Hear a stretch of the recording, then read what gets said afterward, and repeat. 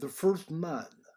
At lunch, when I eat a mutton chop, which very rarely happens to me, looking at the bone, I suddenly have an explanation of the mystery of Adam and Eve, first man and first woman, created 6,000 years ago, according to the Bible, contradicting scientific discoveries that trace our ancestors back millions of years. Sometimes I have understandings of the universe or sacred texts that come to me in a dazing way, which must then be developed with much more time. I recall the points which seemed essential to me from the narratives. Genesis. God molded man with clay from the ground. God planted a garden in heaven. God made all kind of tree to grow from the ground. God took the man and established him in the Garden of Eden to cultivate and keep him. But from the tree of knowledge of good and evil you shall not eat, for in the days when you eat it, you shall be put to death. All wild beasts and birds of the sky, and brought them to man to see what he would call them. He took one of its ribs and clawed the flesh in its place. God shaped a woman and brought her to man. Then he cried out, "This is the bone of my bones and the flesh of my flesh." They heard the footsteps of Yahweh God walking in the garden in the breeze of the day. "I heard your step in the garden," said the man. First of all, it is absolutely impossible and impossible to hear God walking, who is pure consciousness, light, energy. Then, who can this God be, who has the name Yahweh or Jehovah? And his creation of Eden are very limited to a region described in the text, probably located to the north of Mesopotamia. To get an idea, one only has to remember a film released a long time ago entitled "The Gods Have Fallen on Their Heads." One could see a very primitive population in the depth of the forest, without any contact with the rest of the world, who received an empty bottle of Coca-Cola, fallen from a small plane. They began to worship it as an idol sent by the gods who flew over them in their magic apparatus. There have been many such examples in history, when a more developed civilization encountered another more primitive one. One of the reasons that enabled a handful of Spaniards to conquer immense empires is that they were taken for gods foretold by prophecies. So highly developed civilization came, perhaps, from Central Asia. Not long ago, traces were found in the great desert of these regions, not even really ruins, of a very large, extremely ancient city having generated an important civilization totally disappeared, even in memory. And there are other examples.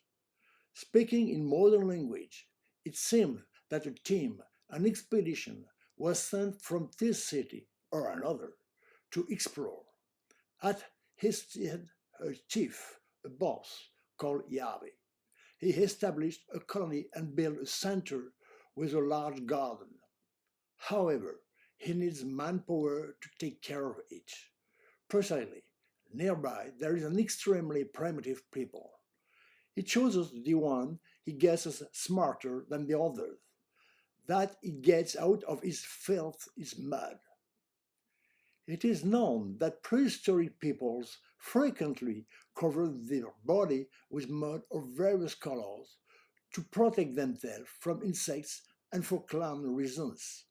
See the movie The War of Fire. And also, we tell someone that we got out of nothing.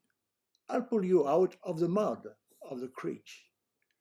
With time and the very frequent poetic deformations in the Oriental languages, it becomes that he has shaped it out of clay or dust, according to the translations.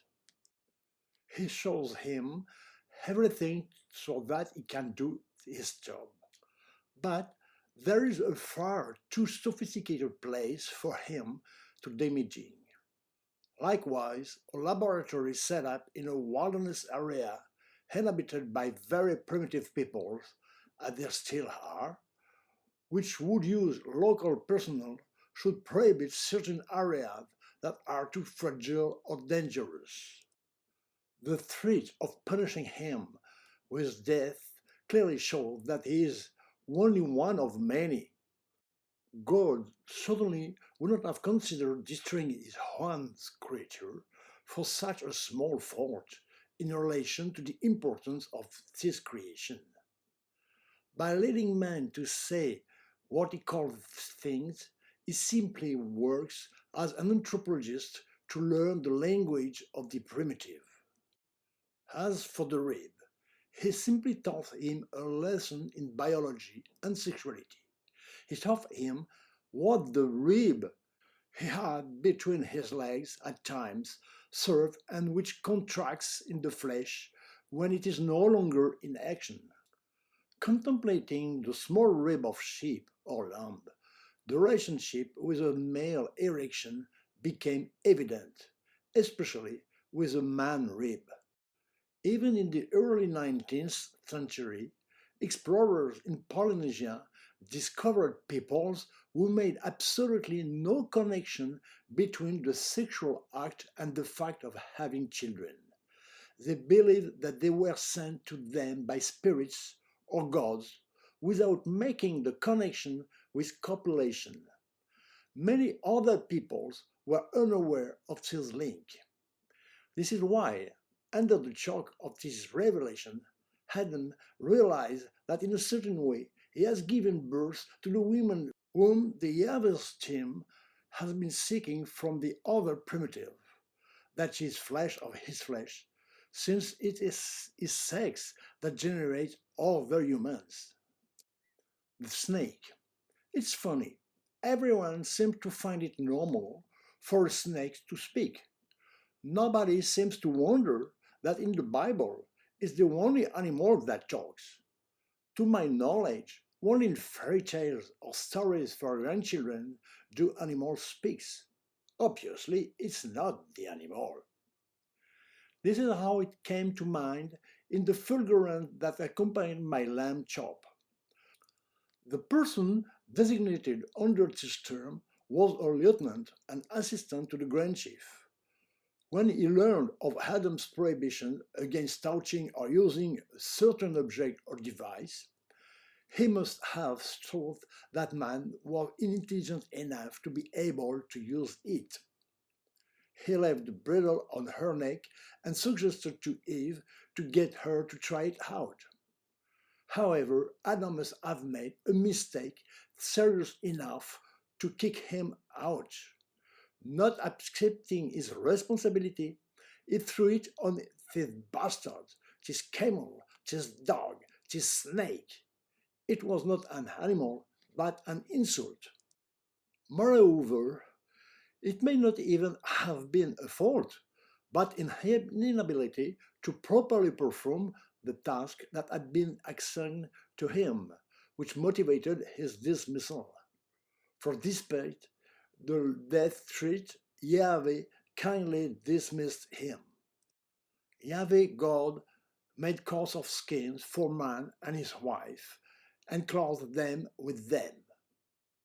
Then, after having them removed, he posted in front of the Garden of Eden the cherubim and the flame of the dazzling sword to keep the way of the tree of life.